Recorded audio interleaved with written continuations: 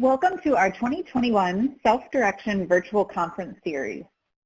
My name is Casey DeLuca, and I'm the Director of Membership and Conferences for Applied Self-Direction. Thank you for joining us today for our session, International Advances in Self-Direction, Themes from a Disability Leadership Exchange.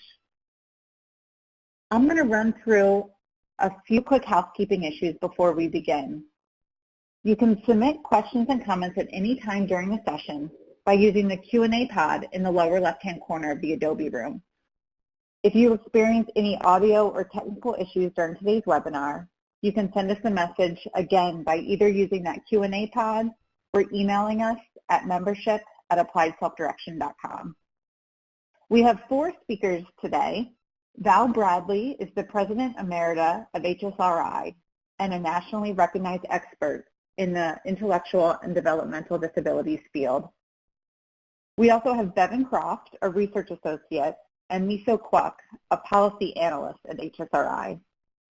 Bevan co-directs the National Center on Advancing Person-Centered Practices and Systems, and Miso Kwok is a project coordinator. And from Applied Self-Direction, we have Highsmith Rich, our technical assistance project manager.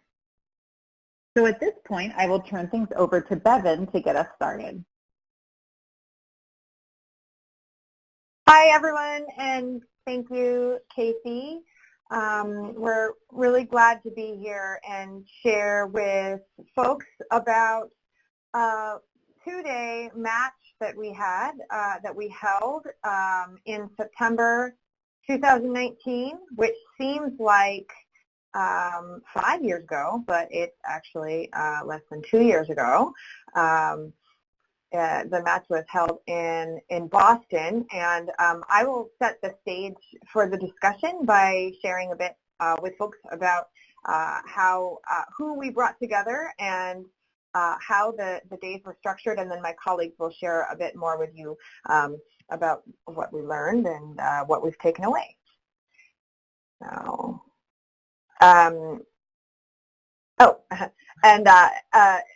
after I describe the purpose of the match, Highsmith is going to, and Miso will share a little more about the specific programs in the U.S., the United Kingdom, New Zealand, and Australia, and those are the countries that were represented as part of our match. And then Val Bradley will share best practices and considerations for the future. So the International Learning Exchange was part of the International Initiative for Disability Leadership, which is a consortium of leaders from many different countries who all have an interest in advancing disability systems. It was actually co-hosted, co-sponsored along with the International Initiative for Mental Health Leadership as well, and I'll talk a bit more about the connections with disability and mental health a little later. We had attendees from 4 different countries, and the people who came to Boston to meet and discuss with us were program administrators and people working for provider organizations and government, but also importantly, people who self-direct and family members of people who self-direct also traveled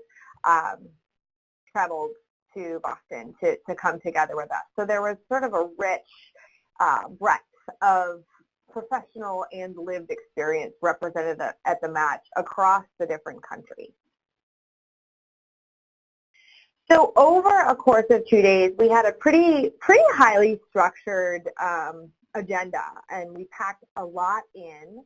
The first half of the first day was really spent sort of with a rapid fire sharing of everyone's home country's models and developments. And then we had, we carved out a good chunk of time also on the first day to dialogue with people with lived experience. And that included the match participants who were self-directing. We had a few people who were self-directing, I think 3, and then also 3 participants who were sort of the primary loved one caregivers of people who were self-directing. So we saved special time in the agenda to really focus on their experience and understand their perspectives. And we also brought in a panel of people who self-directed their services in Massachusetts as guests for lunch that first day, and they also shared with the group about their lived experience.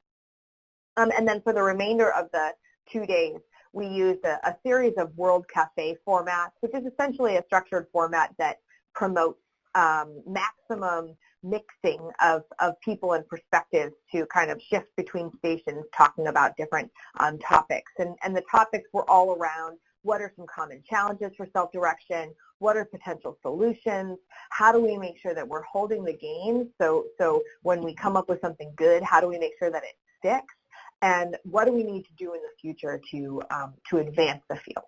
So that's what we talked about. And now I'll hand things over to my colleagues to share much more about the substance of that. So first, I believe we're going over to you, Highsmith. Awesome. Thank you, Bevan. So I'm going to dig into the first two countries that came, the United States and the United Kingdom. And I believe we are all probably pretty familiar with the structure of self-direction in the United States. So I will try to keep this on the briefer side so we can get to that other stuff. So in the United States, we have self-direction available in all 50 states. But it does vary pretty widely from state to state. We often say when you've seen one self-direction program, you have seen one self-direction program. There's so much variety and so many different ways that it can look. But all programs have some of these key factors. So they either have employer authority, which is the ability to choose who you're going to hire and manage your schedule, or they have budget authority, which is the ability to manage your budget, decide how much money is going to services and what that looks like, and potentially purchasing goods and services. And then quite a few programs have both.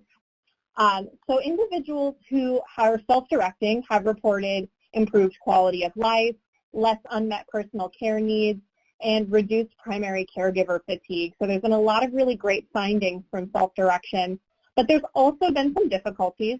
We like to think about it as, more choices, but also more responsibilities. So people have talked about some difficulties initially with employer responsibilities. Many people who self-direct have never been an employer before, and so there's a bit of a learning curve for that. And initially that paperwork as well, it can be a bit overwhelming. The good news, there's lots of supports available, SMS agencies, case managers, in some cases support brokers, and then that circle of support, we're hoping to bring all of those things together to make sure that the individual who's self-directing feels very well supported. So to look at a couple of statistics, approximately 1.2 million people in the United States are self-directing, which is up 17% from 2013, according to our 2019 National Inventory of Self-Direction Programs. Something really important to note here is this is from 2019, so this doesn't include any of the recent increase that we've seen from COVID-19 and the role that self-direction has played in helping people have access to services and be safe in their home. Self-direction has been a key resource for people in the last year and a half, and has led to many more people wanting to self-direct because they know they can control who's coming in and out of their home. So this 1.2 is looking at 2019, still a great number, but even better now. And then according to the 2019 National Core Indicators Survey, of the individuals who filled that out, 13% of respondents with intellectual and developmental disabilities are self-directing. So something to keep in mind, mental health there are options for self-directing for mental health needs. However, those programs are still pretty small, and there are mostly pilot programs at this time.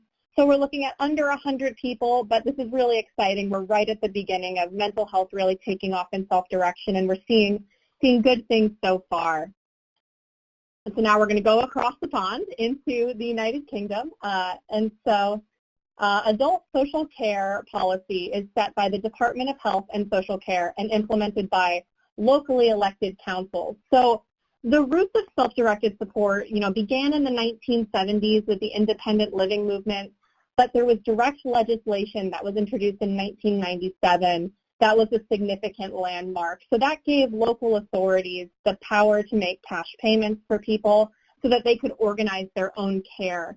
There's been growing acceptance and personalization since then, which culminated in the CARE Act of 2014, which requires that councils provide this option. So it made self-direction a legal requirement for anyone who's eligible. And so now, as of 2014, people can choose to take their budget as a direct payment or self-direct, or they can leave it to the council to manage, or they can delegate to a third party through an individual service fund. And so when people choose to self-direct or to use that direct payment option, they'll have a care and support plan, and that's going to set their needs and how they'll be met. It will look at outcomes, and then it will also include what the cost will be for the council. And so it's very similar to a person-centered plan here in the U.S. And then for if people need assistance, assistance is often offered through the councils directly, but sometimes it's also contracted out even to groups that are managed and run by people with disabilities with lived experience. So there's, again, a big focus on making sure there's enough support for those who are self-directing. And so it's been an option for over 20 years, and we're seeing about 28% of people are utilizing this option. So about 240,000 of the 858,000 people receiving services. But these numbers vary significantly between council and population. So we see that more working age adults are using the direct payment option. And some of the reasons for some of these differences is that each council sets their own requirements for calculating budgets and devising support plans and for monitoring. And so we found that some councils are a little bit more supportive, a little more permissive, a little more creative. And so in those areas, we're seeing a more robust uptake of self-direction. And so it really is kind of varying based on where people are living. And so very similarly to the U.S., we've seen that there's improved outcomes reported, but there's also been challenges. Some inflexibility and excessive monitoring are some of the major concerns people were noting that are barriers to self-direction. And so all of that, I'm going to throw it over to Miso to talk about Australia.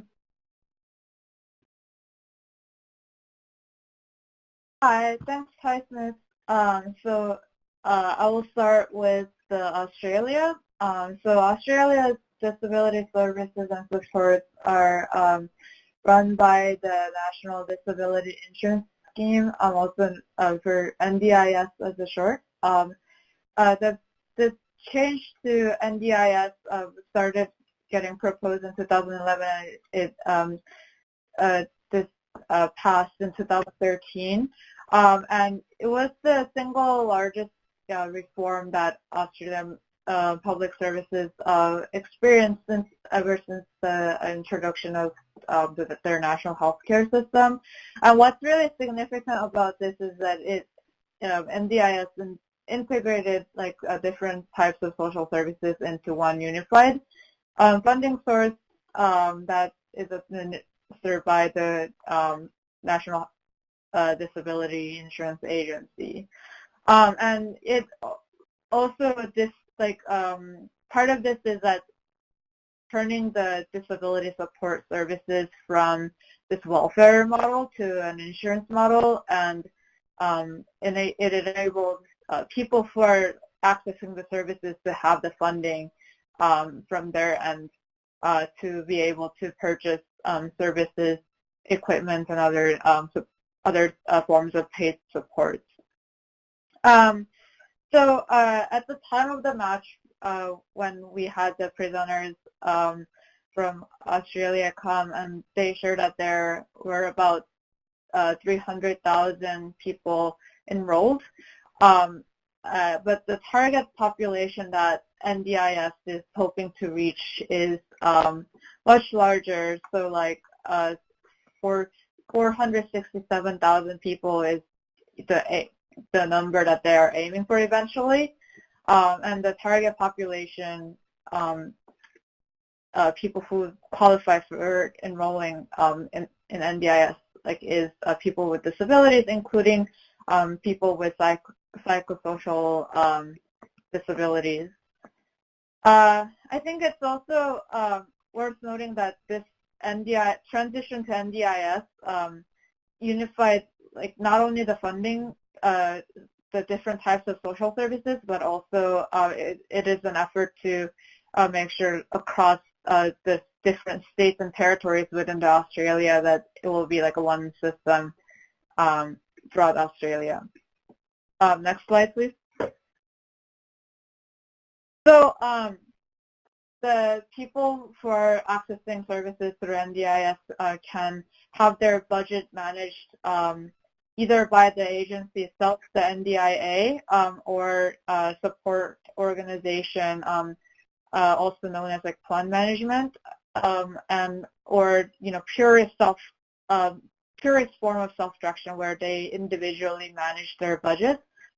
So at the time of the match, 27.5% of people were self-managing, and of that, if we break down further, about 15.8% of people were fully self-managing, and then the rest is 11.5% of participants are partially self-managing.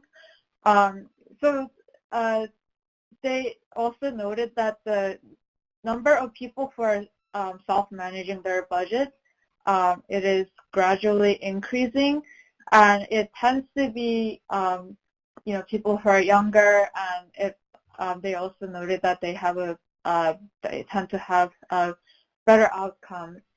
And I think it's also noting, in, while we talk about how people are managing the budgets that come through the NDIS, is that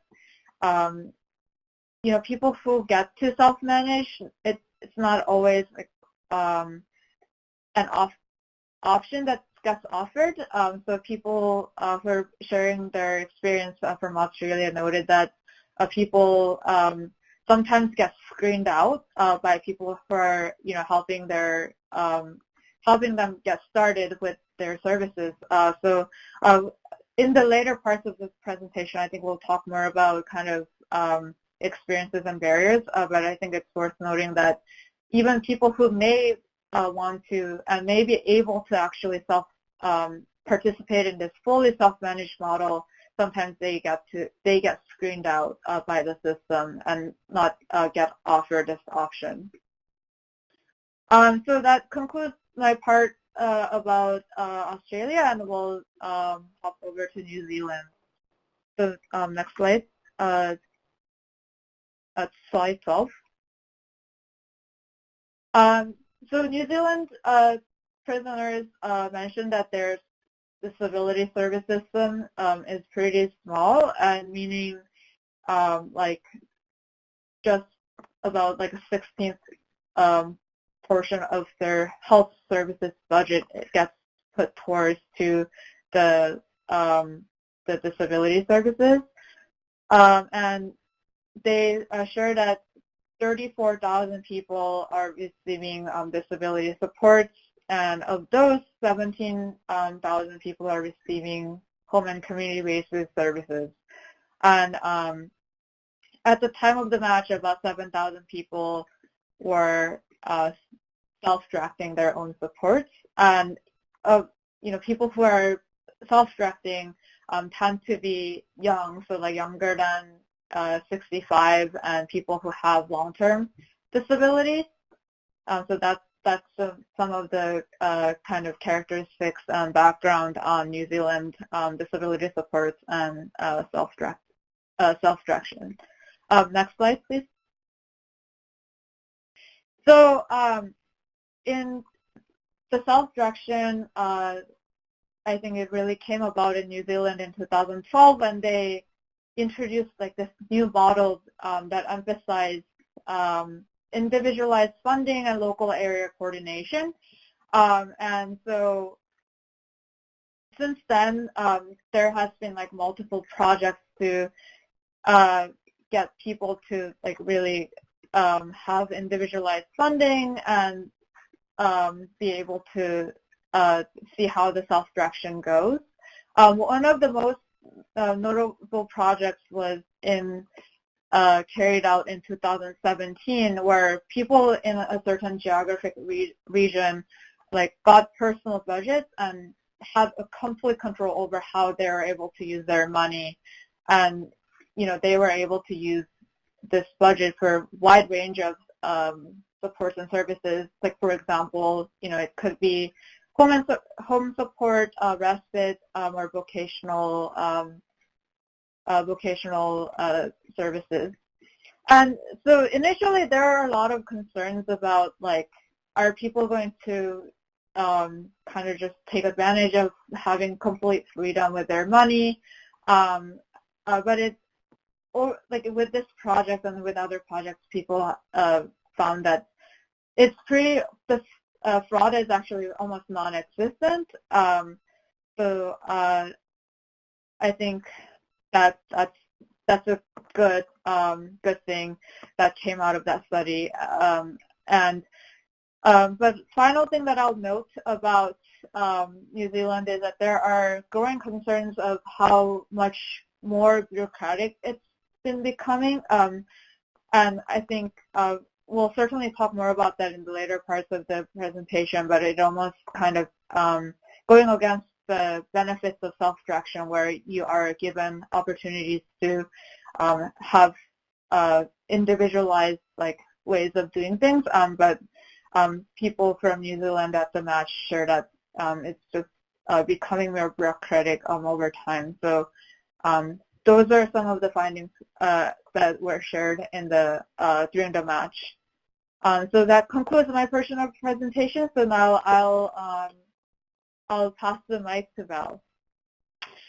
Thanks, Miso. And before we go any further, I'd be really interested to have the participants take this poll. We're really asking, what do you think is the best way to increase the uptake in self-direction? So I'd be really interested in, we'll give you a couple seconds here to fill it out.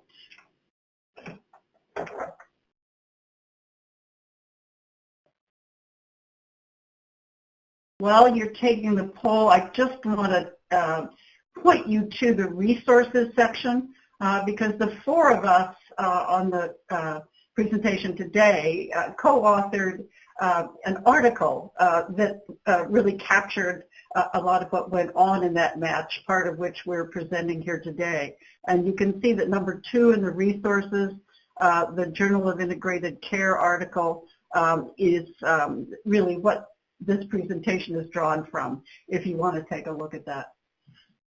Okay, so it looks like number 1 is simplify the process, 46%.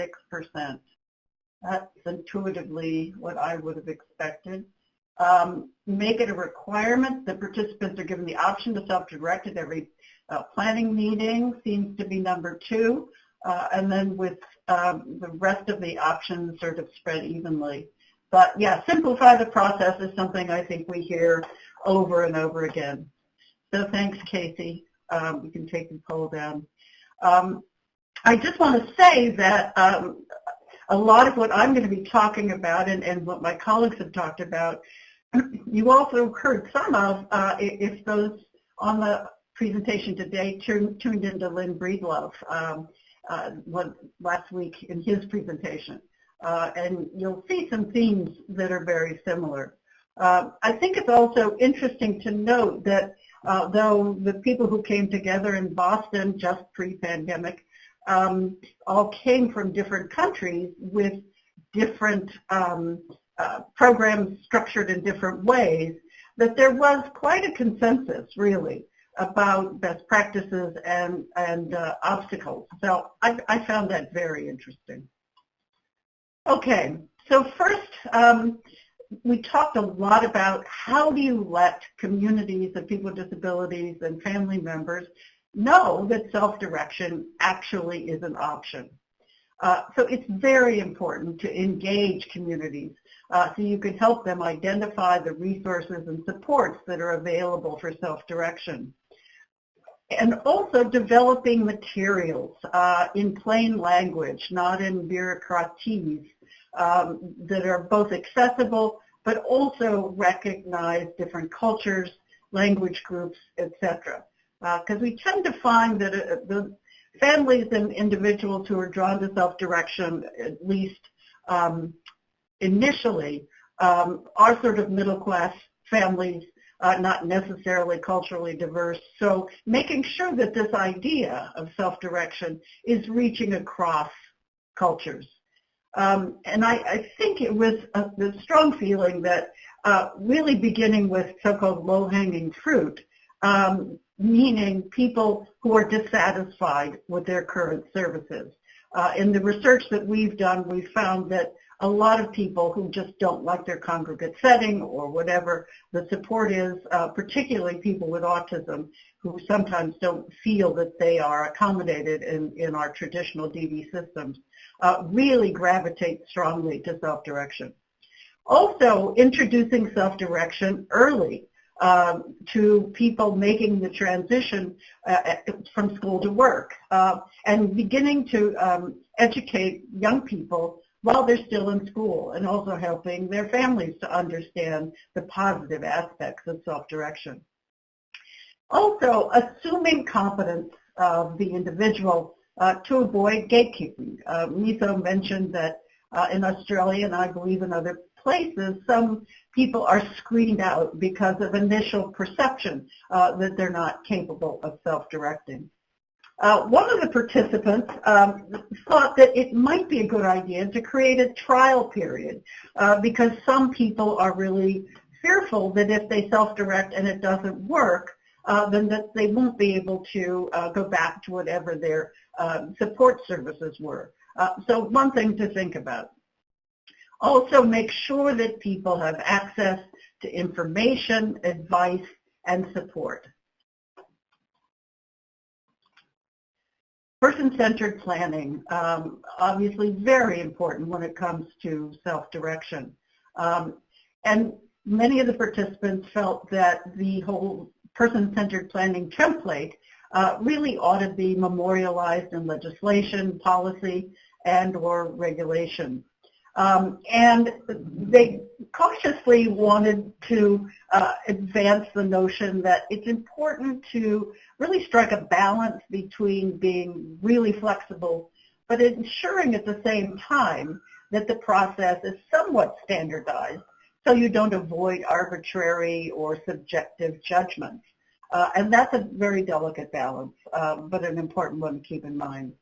And as all of you, or many of you voted, that the complexity of the process sometimes turns off both participants and families, but also case managers. So reducing the administrative burden on the person and family.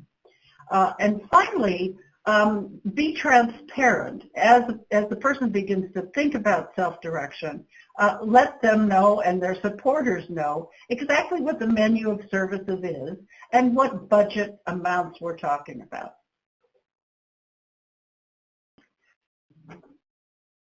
It's always important, I think, especially for self-advocates, to hear from their peers about the experience of self-direction. We did an evaluation here in Massachusetts of their real lives legislation, which is aimed at really enhancing the uptake of self-direction. And it was very important for people to hear from peers about what the experience was in self-direction, and similarly with family members. So including some form of peer support in policy and regulatory guidance is very important. You know, a lot of us are in our own neighborhoods, in our own families, in our own friendship groups, get a lot of important information from those groups and not always from more formal places. So establishing partnerships between peer-run and self-advocacy organizations to make sure that there is a consistent input from those individuals and organizations. I think we all know that it's sometimes difficult to maintain and sustain peer-run and self-advocacy organizations, so creating those funding mechanisms that make it possible for them to look 6 months, a year down the line, rather than constantly being scrambling for money and donations. giving training and mentorship opportunities for peers and self-advocates, and not just taking the advantage of them as volunteers, but compensating peers and self-advocates for their time in supporting their colleagues. Really, I think it's important from the beginning through the implementation of self-direction to bring in peers and self-advocates to discuss any changes in policy, quality improvement ideas, and even asking them to lead co-discussions, advisory groups, etc. So I guess the bottom line here is making sure that you really hear the voices of people who are self-directing, getting their advice as to how to enhance the program and make it better. Data is enormously important.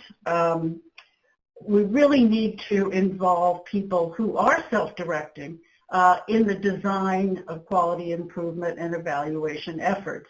What kinds of outcomes would they like to be measuring? What do they think would be important to know about how self-direction is going forward? And then making self-direction data publicly available. How many people are self-directing? What parts of the state or country do they live in? What are their outcomes? Are they more likely to be employed? Are they more likely to have friendships? Are they more engaged in their communities? Really helping to show the value of self-direction in terms of increases in people's quality of life. Creating a stakeholder forum, a quality council, if you will, that continues to review the data and to suggest improvements. How do we increase opportunities for self-direction? Maybe we have people dropping out of self-direction. Why are they dropping out? Have we followed through to understand that? Are our educational materials really sufficient to communicate the values and process of self-direction? And that are absolutely honest about the responsibilities that individuals will take on when they're self-directed. We know that satisfaction surveys, especially, was it good for you, aren't always the best way to understand whether or not things are really going as planned. And you also need to be very careful about the sample bias and lack of accuracy. So if you are collecting data, make sure it's valid and reliable and actionable, and that it really is robust enough that you can draw conclusions about whether or not your program is working. And make sure that the surveys include questions about quality of life and other outcomes that are important to people and to communities. Again, involving people self-directing in that conversation.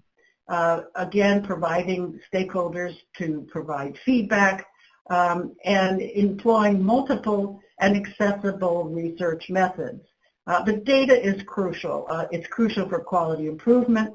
It's also crucial to persuade decision makers, legislators, etc., about the value and importance of self-direction and the ways in which it increases people's quality of life.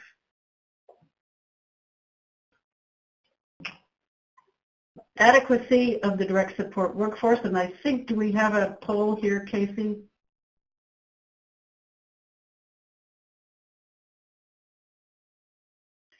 So now let's think about what some of the biggest obstacles are to self-direction.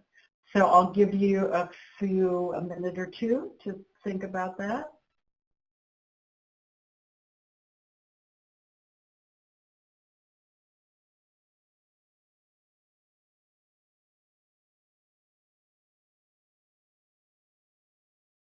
Okay. A couple more seconds. And by the way, if you have another idea that's not in our list here and you want to check other, you can put your suggestion in the Q&A box. I should have said that on the first poll. Okay, so the big winner is lack of knowledge about self-direction among people with disabilities and family members. Yeah, absolutely, 52%. And then we have, again, the complexity of the process, case manager resistance, and not so much provider opposition, and workforce, which is what I'm going to talk about right now. Workforce shortages and the ability of people who are self-directing to attract and manage people who support them. So people will need, whether it's from their circle of support, their case manager, their support broker, their fiscal intermediary, someone who helps them to recruit staff, to customize the training for that staff person depending on what kind of support they're providing, and for managing the budget. You know, many of us have never necessarily been a boss or recruited staff, and we certainly don't expect people with disabilities to wake up one morning knowing how to do that. Ensuring that the budgets include enough funds to attract capable staff. I think we all know, certainly here in the U.S. right now, we have a real labor shortage for, you know, many, many, many different reasons. But we have provider organizations here in Massachusetts where people aren't even applying. It's not that they have a small number of people applying. They're not getting any applications for jobs. So the whole issue of attracting staff has become, I think, a real crisis. Interestingly, it may be that people may be more attracted to provide supports in a self-directed, more flexible setting, but that is yet to be seen. So again, helping people know how to be an employer. What happens if you're really not satisfied? Do you give people a warning? How do you let people go? So again, things that our folks aren't necessarily going to wake up one morning and know how to do. Giving people the ability to use staff as job coaches, a really, really important role. Thinking about expanding the potential for recruiting staff by exploring people in the individual's circle of support. And we've heard a lot of anecdotal, really positive anecdotal information about that sort of approach. And anticipating potential workforce unionization, certainly in the state of Washington currently and in California. A good number of the people who are providing supports, self-directed supports to older adults as well as people with intellectual and developmental disabilities are unionized. But again, that depends on the state and the particular political environment. So what are the continuing concerns? These are some of the things the group said, you know, we're still thinking about. Who should self-direct? Is self-direction for everybody? Certainly our cash and counseling demonstration here, which was an early self-direction initiative funded by Robert Wood Johnson and Assistant Secretary for Planning and Evaluation, found that, yeah, some people absolutely thrived on being able to manage their own services and support. Others were perfectly happy to have providers make some of those decisions. Who should provide support? Should we pay family members, spouses, brothers, sisters? How should the plan and the budget be developed? At HSRI, we've spent a lot of time thinking about an equitable way to create individual budgets, really based on people's needs, so that budgets aren't just an ad hoc enterprise, but that they have some grounding in a really valid and reliable set of measures. Should the person be told the budget ahead of time, or should you go through the process of thinking about supports and then develop the budget? What range of services and supports and goods and services should be funded? And I think depending on the state you're in, as I think Highsmith and Casey said early on, if you've seen one self-direction program, you've seen one self-direction program. And what type of supports do participants need? Case management, should it be an independent support broker? We know that case managers, at least in my state, have up to 60 people on their caseload. Really hard to support people self-directing when you've got 59 other people on your caseload. So should we have another role like support broker, an independent person who facilitates certainly the initial plan, but then is there to help support the person as they go through hiring of staff, etc. Anyway, there's still some interesting questions that we're going to continue to ask ourselves, and presumably you're probably all asking some of the similar questions. But now I'm going to turn it over to my colleague Bevan. Thanks, Val. So we ended the couple of days talking about what's next. What do we need from each other? What do we need, within our respective jurisdictions to move self-direction forward? There were so many moments of, we struggle with that too.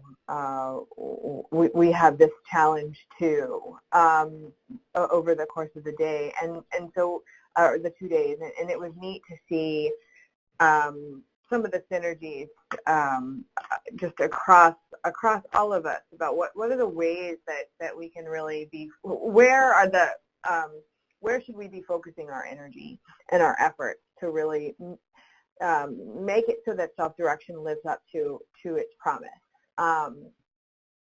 And a lot of these themes for next steps were really around communication and articulating a vision for self-direction that we can, sort of use as a North Star moving forward. So one common piece, and Val talked about this early on around this sort of equity in engagement, is that it still felt to many of us at the match that self-direction kind of seemed like something that was boutique or niche or something that really only a small number of people took advantage of, when really there was pretty universal agreement among the participants in the match that anyone can self-direct if given the right support to do so.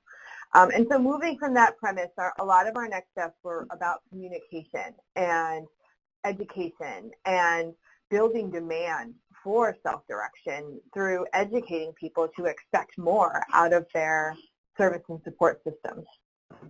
So we talked about the need to articulate the benefits and value of self-direction. Self-direction, we might kind of take it for granted because all of us think that choice and control are a good thing. All of us think that flexibility is a good thing. But why exactly? What would we expect to be different in a person's life if they're self-directing? So, outcomes related to more expanded and more meaningful relationships, finding employment and self-sufficiency that's meaningful to a person, being a valued member of society. What are the outcomes for people who self-direct?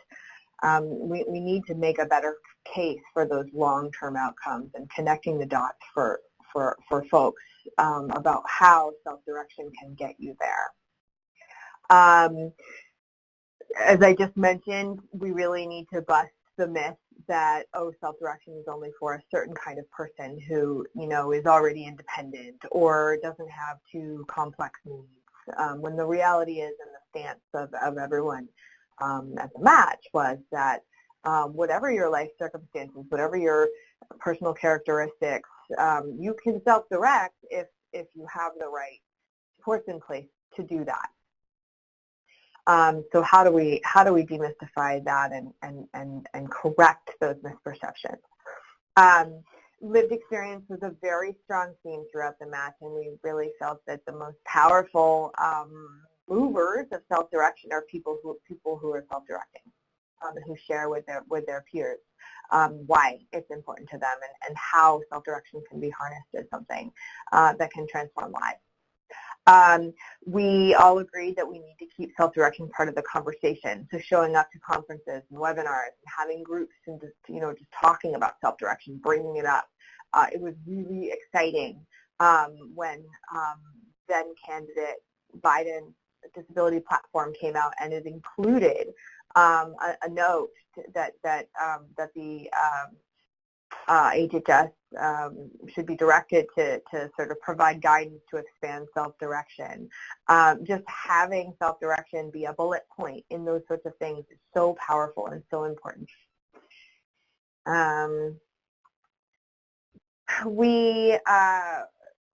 We all agreed that it's important to educate and train participants, families, loved ones, and administrators about, what works and what doesn't with self-direction, so we don't repeat each other's mistakes. So the communication that we shared during the match felt important. There were a number of us at the match who are in the mental health self-direction space, and as Highsmith mentioned at the beginning of the hour, this is a newer model for people with psychiatric disabilities, for public mental health systems. It's really just emerging in the United States, although notably in other countries, particularly Australia, it is becoming more significant part of the system.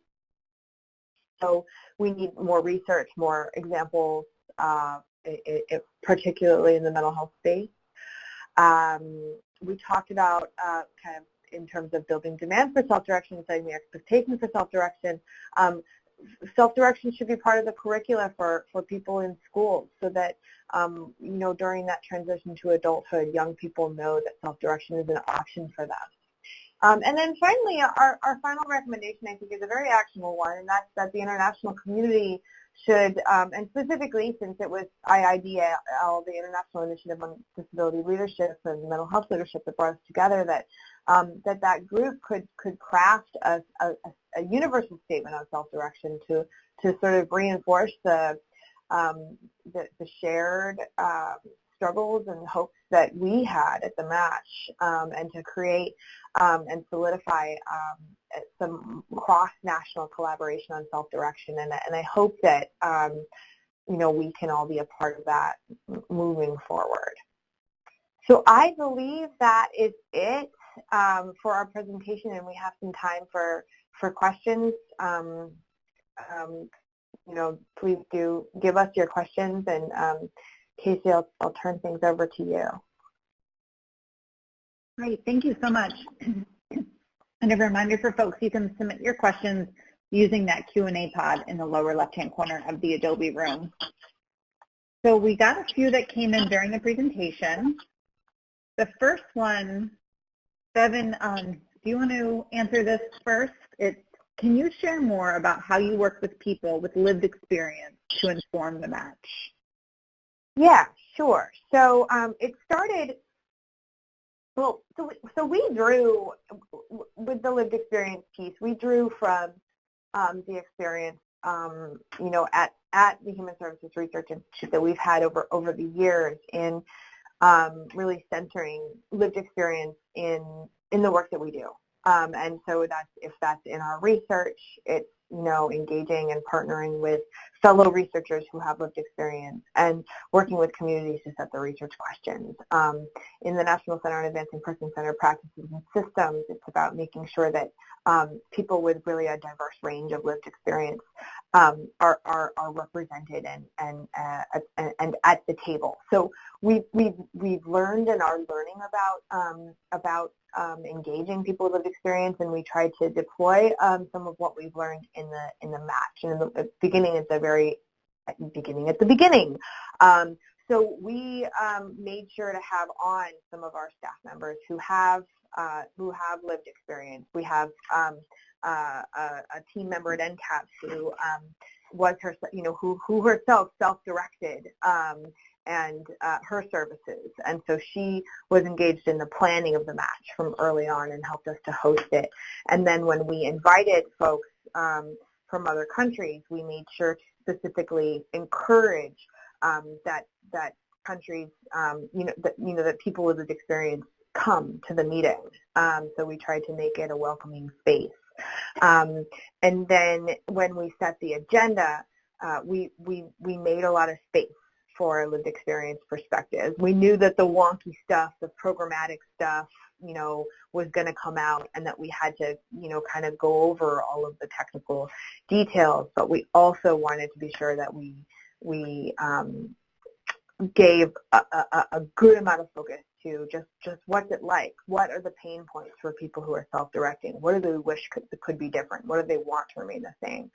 So we worked on a lot of different levels to ensure that the people who are actually living these programs were sort of front and center in guiding and shaping the discussion about the program.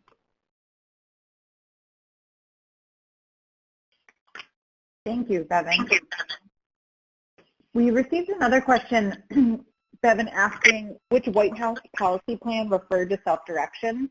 So I can actually email everyone a link that goes to Biden's disability plan that he released when he was a candidate that specifically mentioned self-direction. But I'm not sure if there was anything else you wanted to say on that. Bevan. Yeah, no, that's specifically what I was referencing too. So it wasn't a White House policy because it was candidate Biden's disability platform, but it would be nice if there were a White House policy, and maybe there will be one later.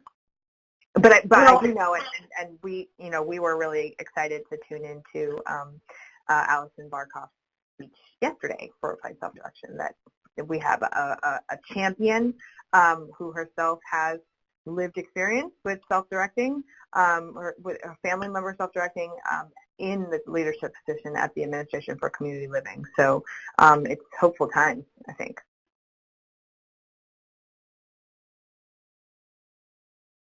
Great. Next question, let me just copy it over. How does this information inform your view of self-direction post-COVID-19? And Highsmith, do you want to start with this, and then maybe we can see if anyone else on the panel wanted to respond? Yeah, definitely. So I think something that's really interesting, looking back at the match is something that happened prior to COVID, is this frequent kind of return that people brought to. It's so bureaucratic. There's so many rules. There's so much in place that's blocking me on this kind of systems level. And I just wish that people had more flexibility, more openness. And what we saw with COVID-19 and the release of the Appendix Ks was this kind of huge shift towards more flexibility. The Appendix Ks and the states that were releasing those realized, oh my gosh, with COVID-19, people aren't going to be able to get their needs met. And so we saw this, increase in, self-direction. We saw an increase in paying family caregivers. There was, retainer payments when we couldn't have seen those before. There was, you can have people come with you to the hospital when that couldn't have happened before. There were all of these kind of these loosened restrictions that happened in different states that we've heard a lot of really promising things about, and that now we're seeing some states saying, wow, we were skeptical that with this much flexibility people would be able to receive, good quality services. But we're seeing through this use of the Appendix K that it's working, and it's working well. And so we know multiple states that are kind of deciding, they're looking to keep those Appendix K flexibilities. You want to keep those things and keep that, keep this more open-ended. And so it's surprising, because I can't really think of another way that this would have happened all so quickly, and that we could have really, opened so many eyes. And it's surprising, and it's kind of hopeful for the future of a more flexible self-direction. And I don't know if anyone else on the panel has more to say. Well, hi, Smith. This is Val. I absolutely agree with you. And I sit on the Self-Direction Advisory Board here in Massachusetts. And the state folks who are responsible for supporting self-direction really noted that people who were self-directing really were in a much better position to accommodate, to changes in their circumstances in ways that people in conventional services really weren't. And we're also hearing, at least here in Massachusetts, as you say, Highsmith, that the number of people opting to self-direct is going up as a consequence.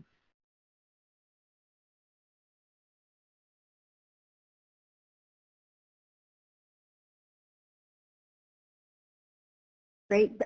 Bevan or Miso, did you have anything to add, or should we move on? Well, one quick thing is I'm looking forward to seeing research on sort of self-direction and how people who are self-directing fared compared to those who aren't during the COVID-19 crisis, because I think these theories are really compelling. Our colleague and mentor Kevin Mahoney has done some writing on sort of the promise of self-direction during COVID, and he actually filmed a brief video for NCAPS, the National Center of Advancing Person-Centered Practice Systems, on our website, where I think he does a really nice job kind of making the case for why self-direction is salient. I'll put a link to it in chat if you want to share it, Casey. Yeah, this is Miso. I just want to echo all the points that we mentioned, and I think working on the pandemic wisdom project that Bevan was just mentioning, yeah, I think there's also another video from Marianne Frattaroli-Solino where she talks about how basically like restriction that was loosened and lifted provided so much freedom, and people, essentially like this concept of choice and control, I think, is really those concepts are really better enforced with self-direction. So I'm hopeful that as much difficulty and challenges that COVID-19 has brought on, yeah, cautiously optimistic that it will be a catalyst to expanding self-direction and just improving supports and services overall.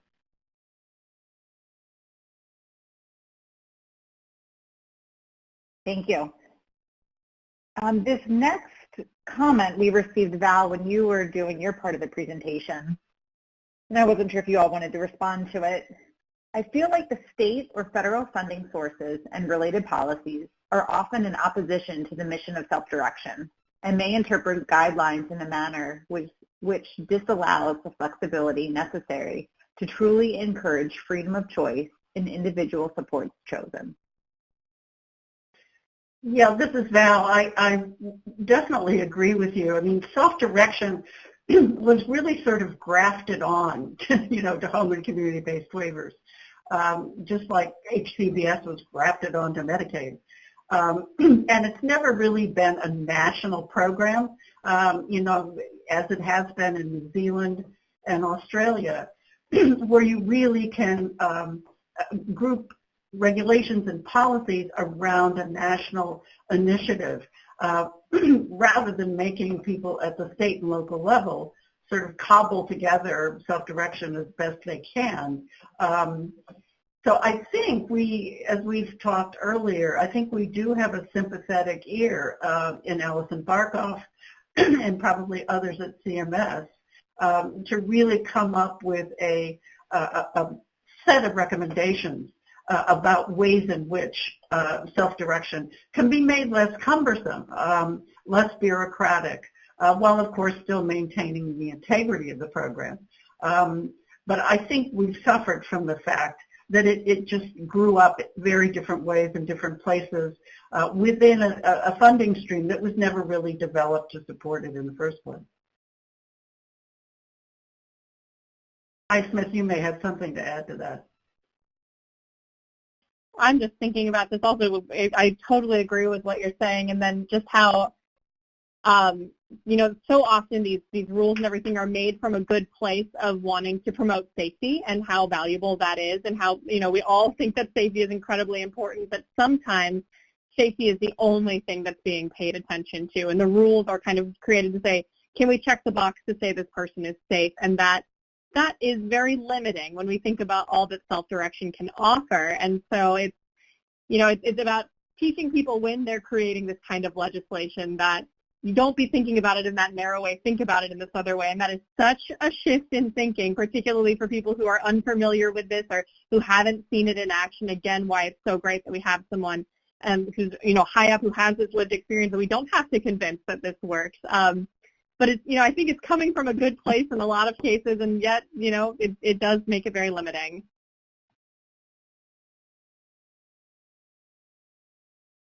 Well, with that, I think we are out of time, but I just want to thank Val and Bevan and Miso and Highsmith so much for taking the time to share this with us and providing all of these great resources. And thank you all very much for attending, and we hope to see you on our other sessions during this Self-Direction Conference series. Thank you very much. Bye, everybody. Thank you. Thank you for having me. Thank you. Thanks. Thank you.